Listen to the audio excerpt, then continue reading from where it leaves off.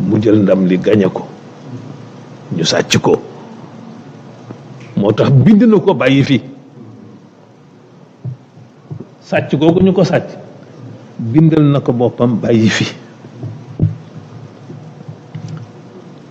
xam nga kan la bind lettre boobu jox ko ko mooy le président Léopold Sédar Senghor mi fi nekkoon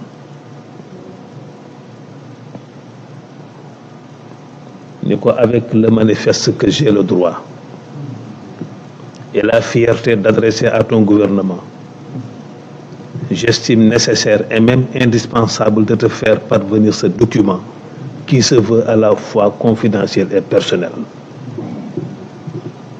Comme tu le sais, la situation de ce pays qui est le nôtre est devenue par ta faute de plus en plus catastrophique.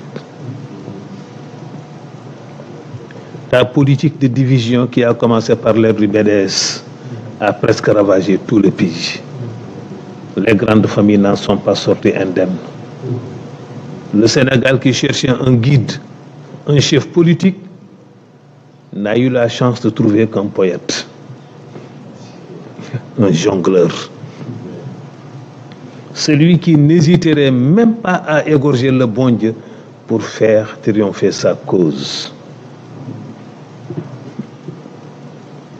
Du népotisme laministe à la régression solidariste, de l'orgueil modibiste à la dictature djaïste, aucune saleté n'a été épargnée pour qualifier les grands hommes de notre pays. Et toi, Senghor, toi le plus fort, toi qui, du haut de ta tour d'ivoire, regarde comme si tu étais le Dieu des musulmans. Ces musulmans qui, je ne sais avec quelle naïveté, se laissent exploiter par ce diable des deux continents. Paraît-il que tu as convoqué des personnalités religieuses, dont mon oncle, Mme Aladji Abdou Aziz, Senghor woo leen ñoom ñëpp, pour leur parler des services que tu n'as jamais cessé de me rendre. Des services rendus? Quelle ingratitude! Je n'ai jamais fui devant mes responsabilités. Ce qui veut dire qu'avec les responsables du gouvernement, je ne saurais avoir froid aux yeux. Qu'as-tu fait pour moi après m'avoir volé et mes électeurs et ma majorité?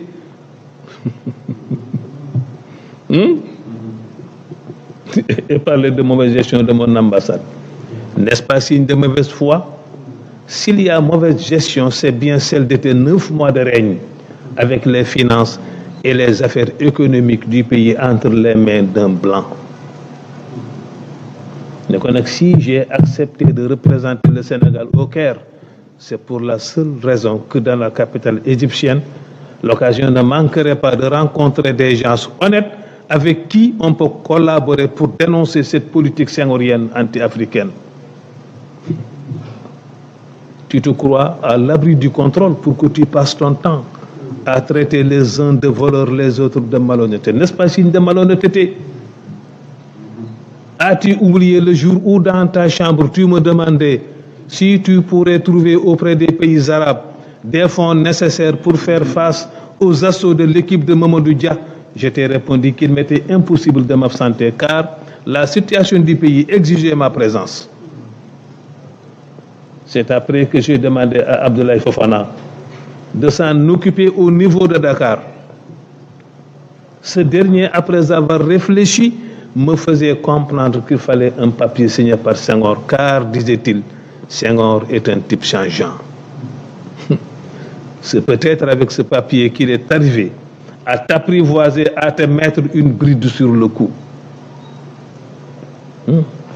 Ah, Senghor d'hier et d'aujourd'hui. Senghor de Ginette et de Colette. Senghor de partout et de nulle part. L'éternel jongleur, le sadique intrigant, ton nom est pour notre pays le symbole de la tristesse et du malheur. Quelle triste carrière daal def ci suuf signé Cheikh Ahmed Tidiane Sy moo ko bindal boppam yépp ngi fi.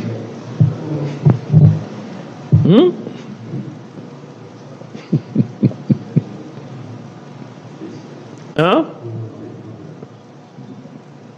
yépp ngi fi.